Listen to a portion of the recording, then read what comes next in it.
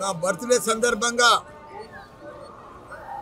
ఏడుకొండల వాడిని వెంకటేశ్వర స్వామిని ప్రతి సంవత్సరం కూడా దర్శనం చేసుకున్నా. ఈసారి కూడా దర్శనం చేసుకున్నా.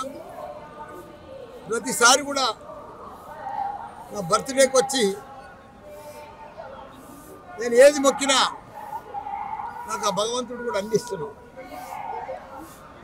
లాస్ట్ టైం బర్త్డే నాడు వచ్చిపోయినా నాకు యూనివర్సిటీలు కావాలని చెప్పిన భగవంతుడు పెద్దగా 3 డీమ్డ్ యూనివర్సిటీలు ఇచ్చి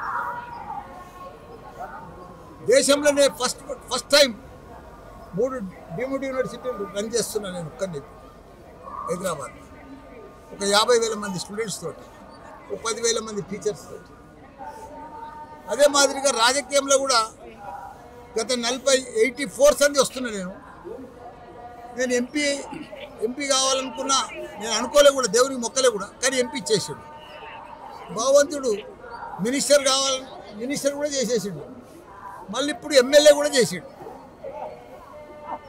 కానీ ఇప్పుడు భగవంతుని ఏం కోరుకున్నా అంటే మళ్ళీ మా కేసీఆర్ సీఎం కావాలి. ఎందుకంటే ఆయన గత 10 సంవత్సరాలు దేశంలోనే ఒక చరిత్ర సృష్టించాడు. ఒక ఆదర్శ రాష్ట్రంగా తీర్చిదిద్దింది భారతదేశంలో. తెలంగాణ అంటే ఒక అన్నపూర్ణ రాష్ట్రంగా తీర్చిదిద్దింది. ప్రతి దాంట్లో కూడా 12,769 గ్రామాలు ఉంటాయి తెలంగాణలో.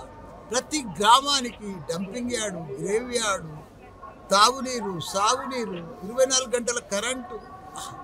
అసలు అభివృద్ధి కూడా ఎక్కడ లేదు దేశంలో.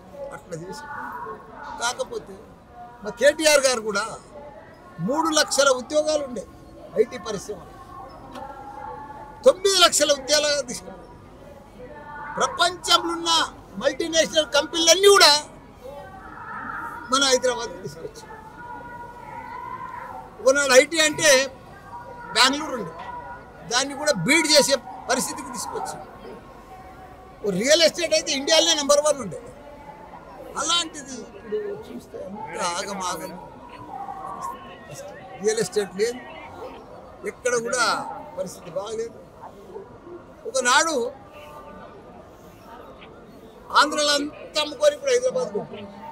ఇప్పుడు అంతా రివర్స్ అయిపోయింది. మళ్ళీ ఇప్పుడు ఆంధ్రలో మన తెలంగాణలో ఇప్పుడు అమ్మితే కూడా అమ్మబోతున్నారు. ఇప్పుడు ఆంధ్ర అంతా కూడా చంద్రబాబు నాయుడు చాలా బాగా చేసేది.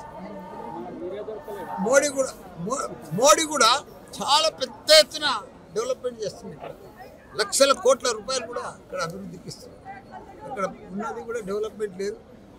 పర్ క్యాపిటల్ ఇన్కమ్ ఉండే ఒక టాప్, అది కూడా మెల్లగా జారిపోతూ ఉంది. కాబట్టి అందుకే మళ్ళీ మా కేసీఆర్ వస్తే పాత రోజులు వస్తాయని